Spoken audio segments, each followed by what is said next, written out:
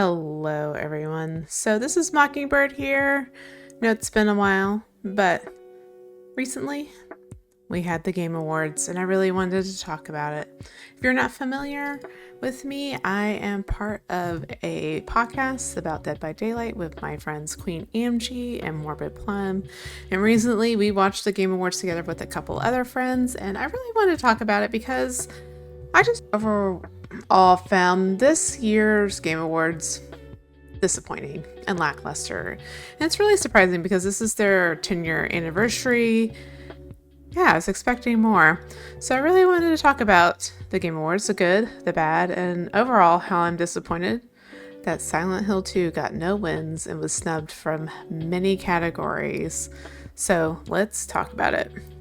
So let's talk about what I liked about the Game Awards before we get into a lot of the negative. So as far as performances, I thought the Arcane musical performance was very well done. I have not watched Arcane, but I appreciated the music. It was really well put together, and there wasn't, compared to last year, as many musical performances. Maybe it's just because Alan Wake 2 was so memorable last year that it just didn't really compare to this year. But their Arcane performance was great. We got a lot of good trailers. Witcher 4, which I know is getting a lot of controversy right now, but the trailer looked awesome. I have not played the Witcher game, so I'm not up on all the lore and stuff, but I've heard things. I've heard how the books end and things like that. So this seems on par with the lore for Witcher 4, that is Circe that is next to be the main character. Intergalactic by Naughty Dog looked interesting, and overall I'm just glad they're moving away from The Last of Us. We got a release date for Killing Floor 3, which I'm very excited about. I love Killing Floor 2, and I am planning to buy this game when it comes out.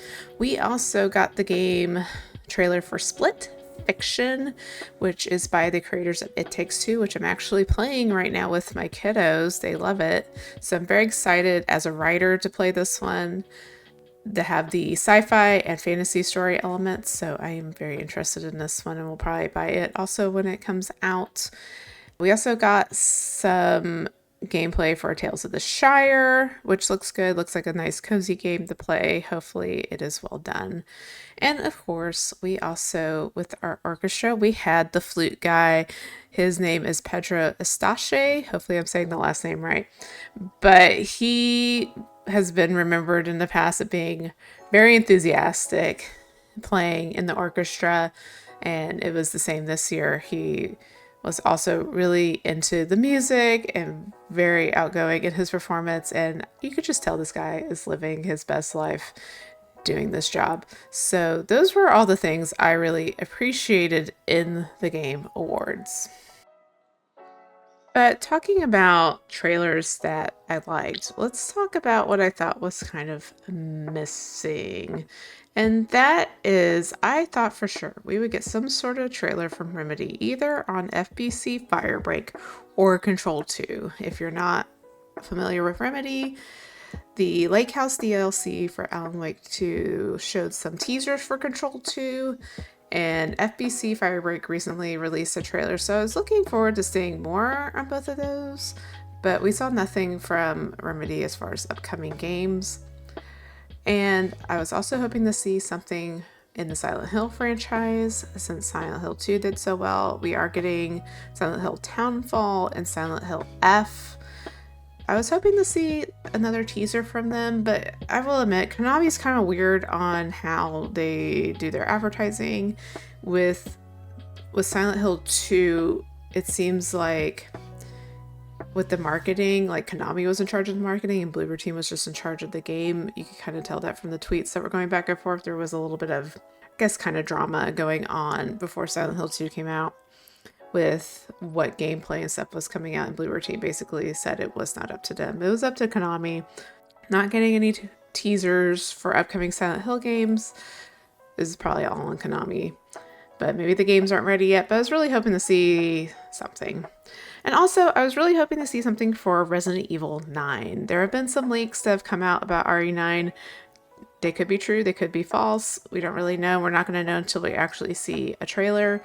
But I was really hoping we would get something, because I think it's kind of rumored it might come out next year. Not 100% sure, but again, these were the trailers I was really hoping we would see.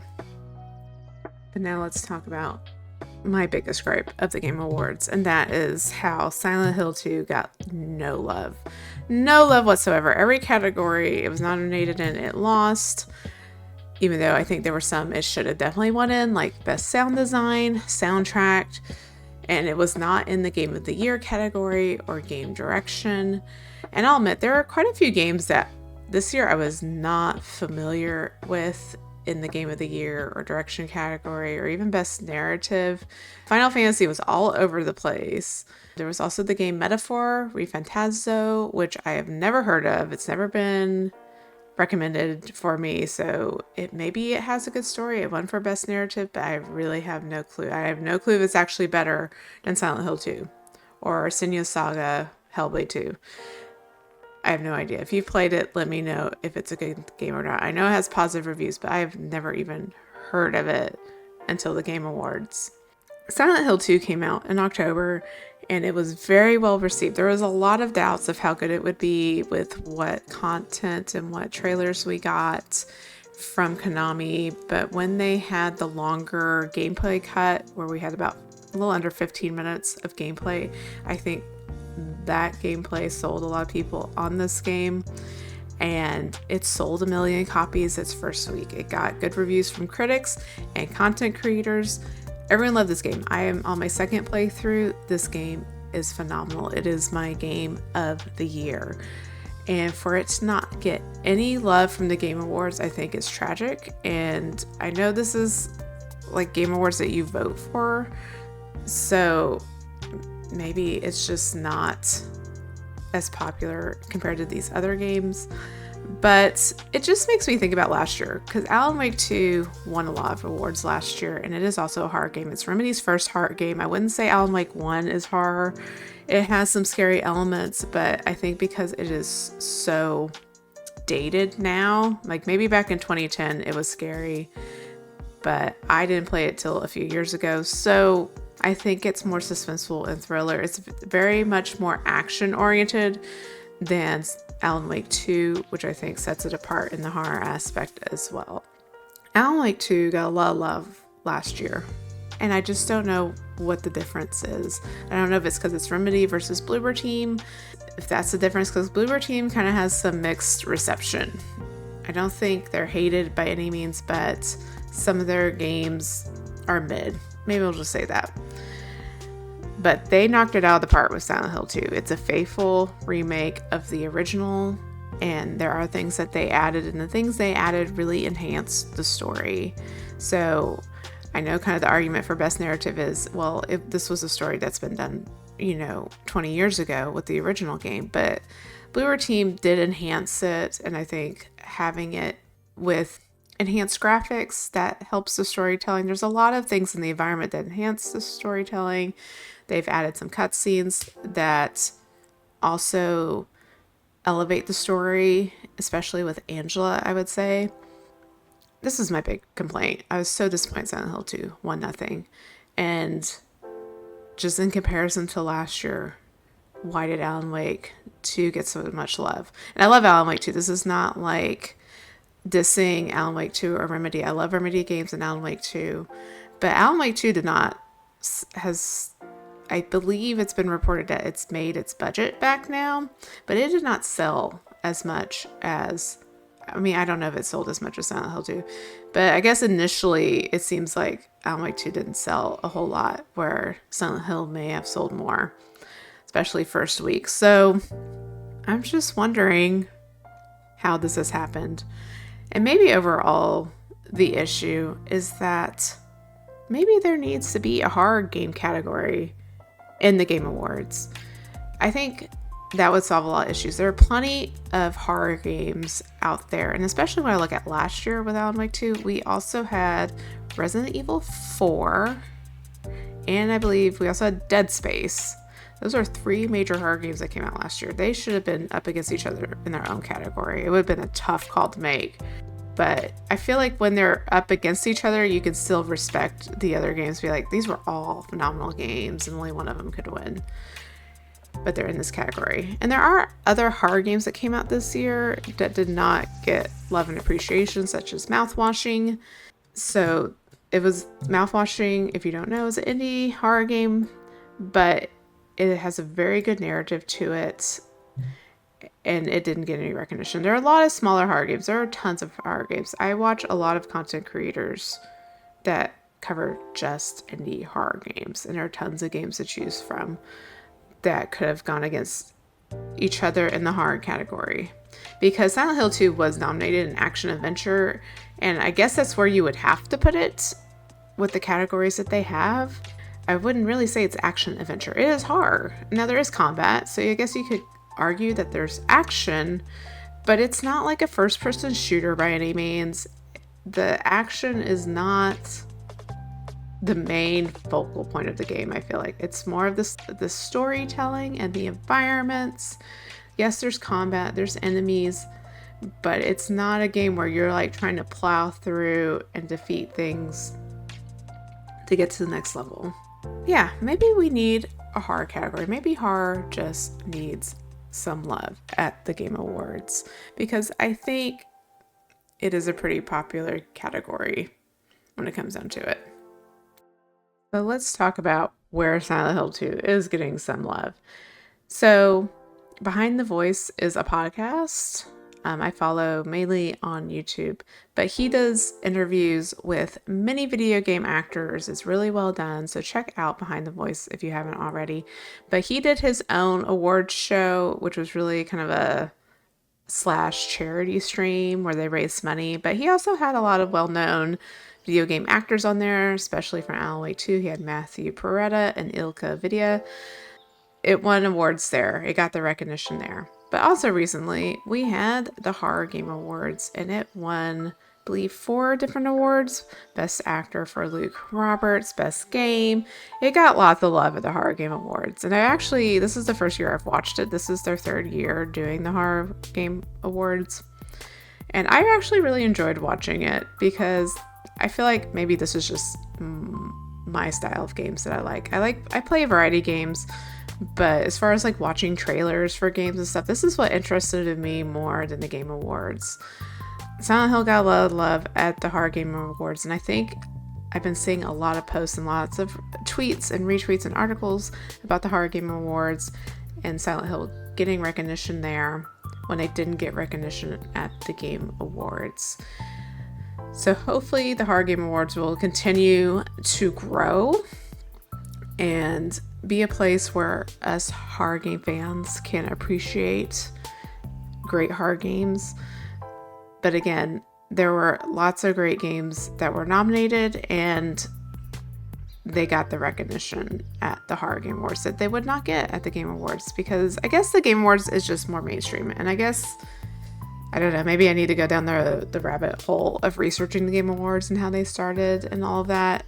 I don't know if I like what I see or not, and some other awards Silent Hill has won since the Game Awards and the Horror Game Awards. It has won for IGN Japan. It won Game of the Year, Story Award, and Sound Design with IGN in general. It won Best Horror Game.